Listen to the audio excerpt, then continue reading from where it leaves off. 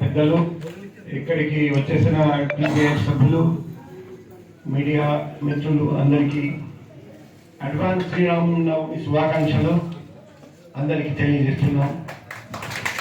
ఇప్పుడు మా మిత్రులు చక్కగా చెప్పారండి. శ్రీరాముడు, సీతమ్మ, లక్ష్మణుడు, శ్రీ హనుమాన్, మనం నేర్చుకోవాల్సిన విషయాలు క్వాలిటీ ఎన్నో ఉన్నాయి. నాకు గుర్తు వస్తుంది, నేను చిన్నప్పుడు చీకటి అంటే పిల్లలకు భయం. ఎందుకు భయం అంటే దయ్యం వస్తుందేమో భయం. నాకు చిన్నప్పుడు గుర్తు వస్తుంది, ఎప్పుడు నా అమ్మగారితో అడిగితే దయ్యం వస్తుంది, చీకటిగా ఉంది, భయంగా ఉంది, అమ్మ ఒకటే చెప్పారండి. అప్పుడు రామ్ రామ్ రామ్ రామ్ రామ్ రామ్ రామ్ రామ్ అంటూ ఉండాలి. అప్పుడు భయం పోతుంది, ధైర్యం వస్తుంది. అంటే ధైర్యం ఎలా వస్తుందంటే శ్రీరామ్ ఈ అంటూ ఉంటే ధైర్యం ఆటోమేటిక్గా వస్తుంది. అటువంటి గొప్ప వ్యక్తిత్వం శ్రీరామ్ అంటే. ఇప్పుడు మన దేశంలో చాలా చోట్ల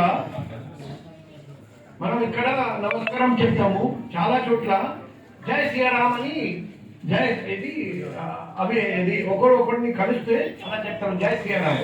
అక్కడ కూడా చూడండి, ఫస్ట్ రామ్ కాదు, ఫస్ట్ సియారామ్. సియా అంటే సీతమ్మ.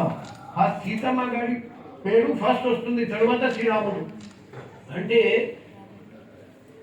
పోలిస్తే సీతమ్మ గారి జీవితంలో చూస్తే త్యాగాలు త్యాగాలు త్యాగాలు. జీవితంలో సీతమ్మ గారికి సుఖం తక్కువ, కష్టాలు ఎక్కువ. సో అటువంటి శ్రీరాముడు, సీతమ్మ, లక్ష్మణుడు, హనుమంతుడు మనం ఎన్నో నేర్చుకోవచ్చు. మొన్న నేను థాయిలాండ్ వెళ్ళాను. అక్కడ చూస్తే ఎక్కడ చూసినా శ్రీరామ. ఈ మన ప్రధాని గారి కార్యక్రమం చూడండి, నిన్న ఫస్ట్ శ్రీరామ మీద అక్కడ థాయిలాండ్ లో చాలా మంది రాముడికి చాలా మంది భక్తులు ఉన్నారు. వాళ్ళు రామకథ అక్కడ థాయ్ లాంగ్వేజ్ లో పెట్టారండి. ఇప్పుడు మన సౌత్ ఈస్ట్ ఏషియా చూస్తే, శ్రీలంక చూస్తే చాలా మంది భక్తులు ఉన్నారండి.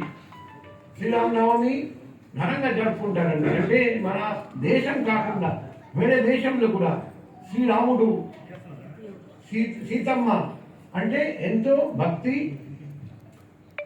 హిందూ కాకపోయినా కూడా భక్తి ఉంది. సో అటువంటి వ్యక్తిత్వము శ్రీరాముడు, సీతమ్మ, హనుమంతుడు. మనం చిన్నప్పుడు నుండి మన పిల్లలకు చెప్పాలి. ఇంతకుముందు చిన్నప్పుడు మేము రెగ్యులర్గా శ్రీరామాయణ, మహాభారత గురించి చదివేవాళ్ళం. ఇప్పుడు కొత్త యుగం వచ్చింది, అది పిల్లలకు ఇంట్రెస్ట్ లేదు. చాలా మందికి రామాయణ గురించి తెలియదు, మహాభారతం గురించి తెలియదు.